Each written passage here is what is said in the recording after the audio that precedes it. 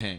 آئیے تمہیں کہانی دل آویز سناؤں، اسلام کے عروج اور بانک پن کی مختصر کہانی آپ دیکھ لیں کہ حضور جب جلوہ فراز ہوتے ہیں مکے میں تو اللہ کا گھر 365 بتوں سے بھرا ہوا ہے۔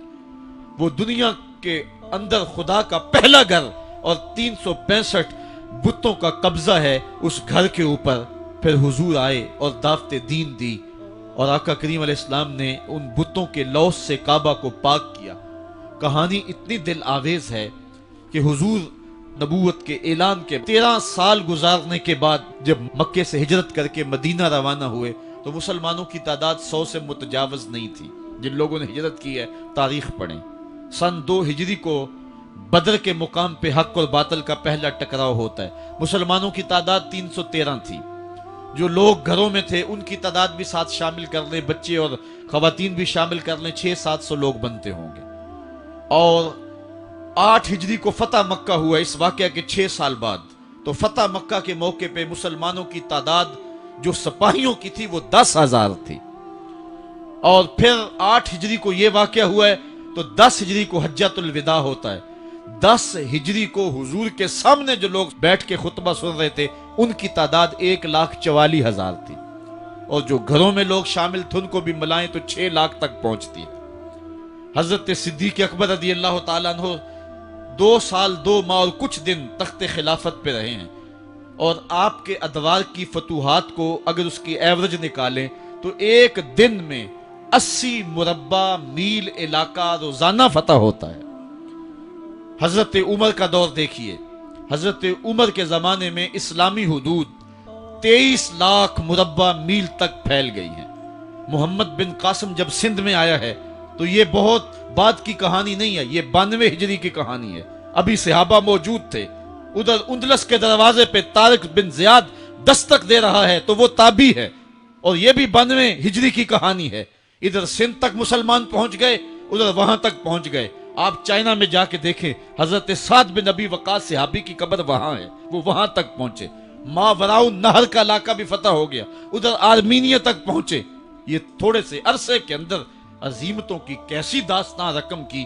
اقبال تڑپ کے کہتا ہے، دی ازانے کبھی یورپ کے کلیساؤں میں، کبھی افریقہ کے تپتے ہوئے صحراؤں میں، دشت و دشت دریا بھی نہ چھوڑے ہم نے، بحر ظلمات میں دوڑا دیے گھوڑے ہم نے۔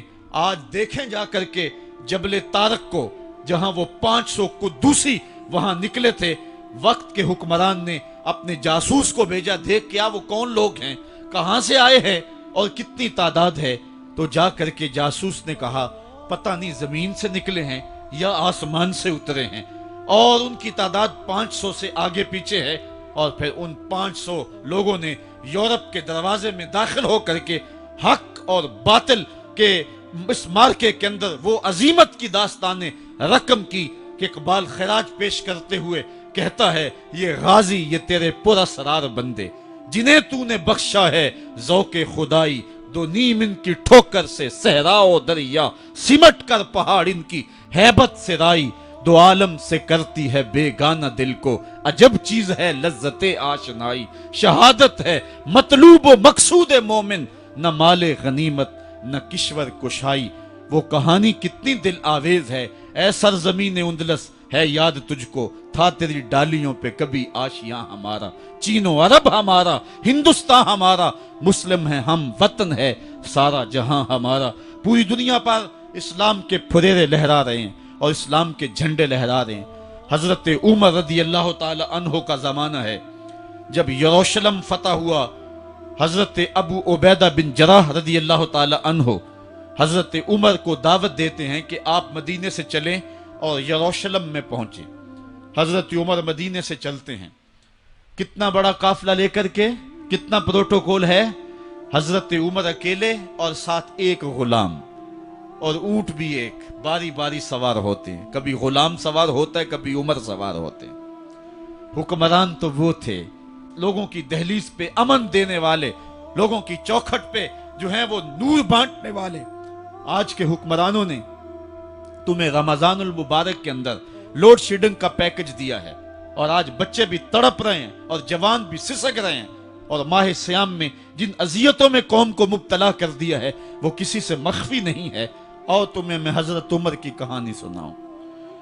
हजरत उमर दिन को तख्ते हुकूमत पे बैठते थे और उनका तख्त को सोने जबरजद का नहीं था, मस्जिद नबवी की चटाई थी, और सारा दिन वहां बैठ के लोगों की बातें सुनते। और जब रात के अंधेरे गहरे होते, उमर भेष बदल के मदीने की गलियों का गश्त करते। कहा तुम्हारे घर से धुआं निकल रहा है और बच्चे रो रहे हैं, उनको खाना क्यों नहीं देती? कहने लगी उमर की जान को रो रही। उमर के पांव तले से जमीन निकल गई। कहा क्या हुआ? कहा 3 दिन से हमारे यहां खाने के लिए कुछ नहीं है, रोजाना बच्चे रोते हैं और मैं हंडिया के अंदर पत्थर डाल करके नीचे से आग डालती रहती हूं कि बच्चे इंतजार कर करके सो जाएंगे, कम वक्त सो भी नहीं रहे, और वो पत्थर पकेंगे भी क्या, और मैं उमर की जान को रो रही हूं। हजरत उमर का कलेजा दहलने लगा। फौरन पलटे, वापस बैतुल माल में आए, घी का एक कनस्तर लिया, आटे की बोरी ली, मिर्च मसाला जात बहुत कुछ उठाया, अपने कंधे पे रखा, बोरी अपनी कमर पे ला दी। उमर बैतुल माल से निकले तो आपके खादम असलम ने देख लिया, आगे बढ़ा, कहा मेरे आका मैं उठाता हूं। उमर की आंखों में आंसू है। कहा असलम कयामत के दिन मेरा बोझ उठा लोगे? कहा कयामत के दिन तो अपना अपना बोझ उठाना पड़ेगा। कहा उमर को आज अपना ही उठाने दो। हजरत उमर वो घी का कनस्तर और वो आटे की बोरी सर पे उठाए हैं और उस खातून के घर जाते हैं और दस्तक देते हैं। वो जब देखती है उसकी जान में जान आ जाती है। कहा जल्दी जल्दी आटा गूंदो, और उमर सब्जी काटने लग जाते हैं। हजरत उमर रदी अल्लाह ताला अन्हो सब्जी तैयार कर देते, उधर आटा गुंद जाता है, और फिर ऊपर चूल्हा रखा जाता है, चूल्हे के अंदर आग रखी जाती है, वो खाना पकाने लगती है, आग बुझती है। तारीख ने लिखा है आग बुझने लगती है, उमर झुक करके फूंके मारता है। उमर झुक झुक के फूंके मारता है। खाना पक गया और बच्चों के सामने खाना रख दिया, बच्चे खा रहे हैं। अब बच्चे रो रो के निढाल हो चुके थे।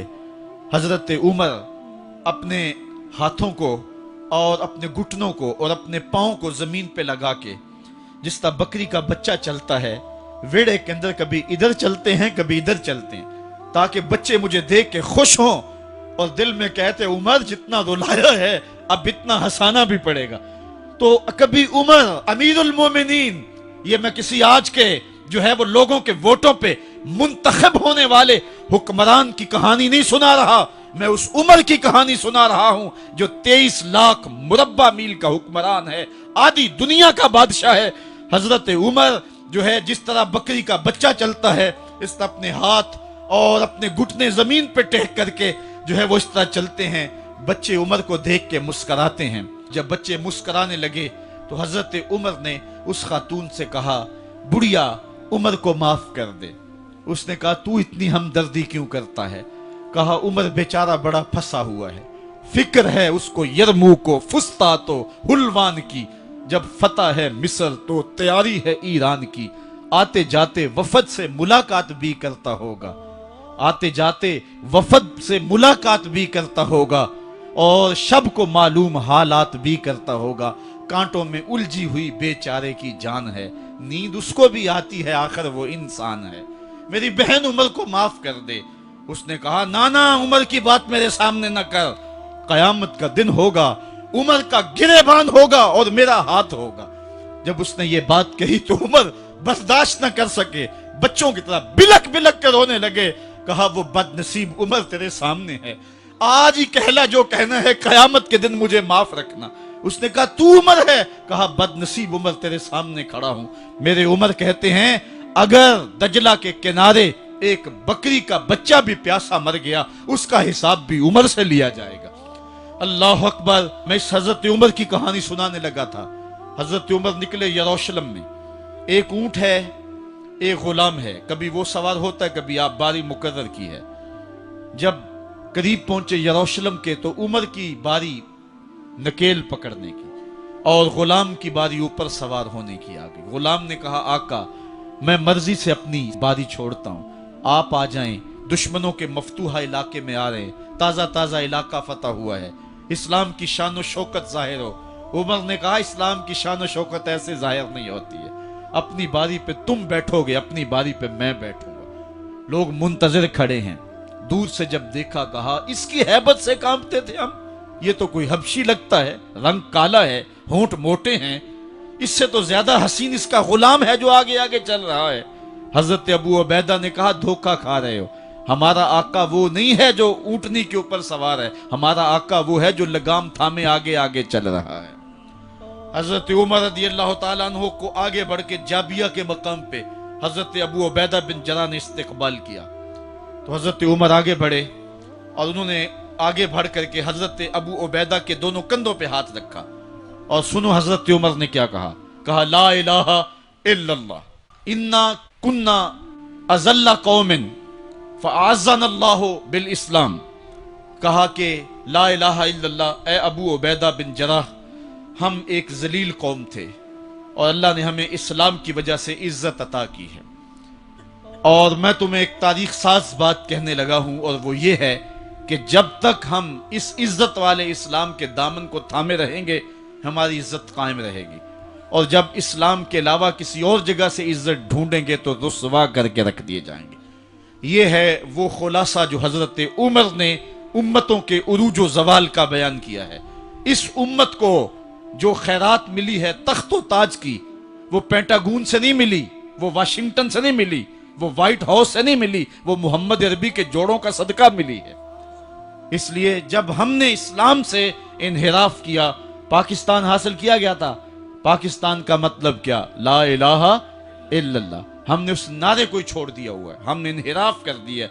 آج ہماری نظریں مغرب کی طرف لگی ہیں کہ تخت و تاج اس سے نصیب ہوتے ہیں، اور دنیا کے اوپر ہم رسوا ہو کے رہ گئے۔ ہماری پستی، ہماری زبوحالی، ہماری ذلت کا سبب یہ ہے کہ جس جگہ سے ہمیں عزت ملی تھی ہم نے وہ مرکز ہی چھوڑ دیا ہے۔ اس مرکز حیات کو، اس مرکز زندگی کو، اس مرکز عزت کو ہم نے چھوڑ دیا ہے، اور دنیا کے اوپر ہم رسوا ہو رہے ہیں۔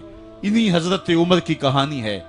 وادی تہامہ سے گزر رہے تھے کہ بچوں کی طرح بلک بلک کے رونے لگے۔ کہا عمر جوان آدمی ہو اور بچوں کی طرح بلک کے رو رہے ہو؟ کہا تم نہیں جانتے، مجھے بچپن کی کہانی یاد آ گئی۔ کہا کیا کہانی ہے؟ کہا یہی عرض تہامہ تھی، میرے باپ خطاب نے مجھے 5 اونٹ دیے تھے، کہا انہیں لائن میں کھڑا کرو سیدھا، میں آگے والا سیدھا کرتا تھا، پیچھے والا ٹیڑھا ہو جاتا، پیچھے والا سیدھا کرتا، آگے والا ٹیڑھا ہو جاتا۔ میرے باپ خطاب نے مجھے بڑا مارا۔ کہا ایک عرب کے بیٹے ہو کہ تم سے 5 اونٹ لائن میں کھڑے نہیں ہوتے؟ کہا ایک زمانہ عمر پہ وہ تھا کہ اس سے 5 اونٹ لائن میں کھڑے نہیں ہوتے تھے، اور آج شرق سے لے کر غرب تک 23 لاکھ مربع میل کی حکمرانی اور انسان بھی لائن میں کھڑے ہیں۔ یہ محمد عربی کے جوڑوں کا صدقہ نہیں ہے تو اور کیا ہے؟ عمر سے تو 5 اونٹ لائن میں کھڑے نہیں ہوتے تھے۔ تو یہ عزتیں، یہ تخت و تاج، یہ حکومتیں ہمیں حضور کی دہلیز سے ملی ہیں۔ جب ہم نے اس دہلیز کو چھوڑ دیا تو دنیا کے اوپر رسوا ہو گئے اور ذلیل کر کے رکھ دیے گئے۔ آفاق کے ہر ہر گوشے میں قرآن سنا کر دم لینا، اب رکنا نہیں، اب تھمنا نہیں، فردوس میں جا کر دم لینا، آفاق کے ہر ہر گوشے میں قرآن سنا کر دم لینا، اب رکنا نہیں، اب تھمنا نہیں۔